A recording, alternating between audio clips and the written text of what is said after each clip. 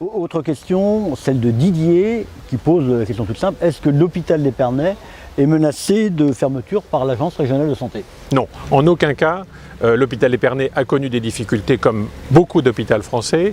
Il a connu une chute d'activité, mais nous avons pu constater lors du dernier conseil de surveillance de l'hôpital que l'activité avait commencé à remonter en 2017.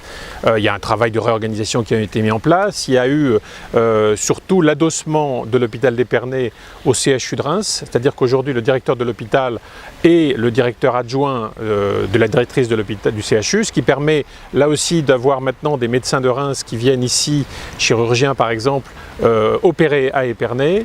Ça leur permet aussi d'opérer parfois plus rapidement qu'au CHU où il y a des problèmes d'engorgement des blocs opératoires. Donc c'est vraiment une stratégie gagnant-gagnant. Le fait de s'adosser au CHU conforte l'hôpital d'Épernay dans ses spécialités.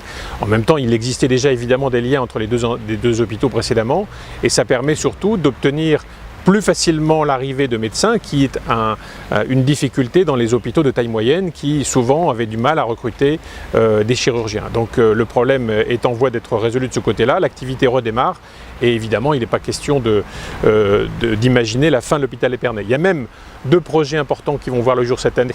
Cette année, le regroupement des consultations externes dans le bâtiment Les Bulles d'Or, qui va permettre là aussi un accès facilité pour tous les patients ou toutes les personnes qui viennent en consultation. Et puis un autre projet important, c'est l'ouverture d'une antenne du secteur personnes âgées à Dormans.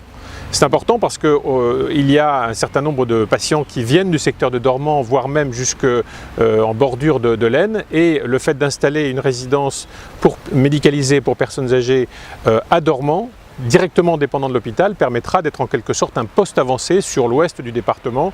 Et évidemment, ça satisfait totalement les élus de Dormans, mais pour un certain nombre de familles qui avaient leurs personnes âgées à Épernay, c'est évidemment une commodité supplémentaire de les avoir près de chez eux et dans un établissement qui sera inauguré à la rentrée prochaine, donc un établissement flambant neuf. C'est dire que l'avenir de l'hôpital d'Épernay, même s'il reste des sujets d'inquiétude, est loin de la catastrophe que vous m'annonciez dans votre question.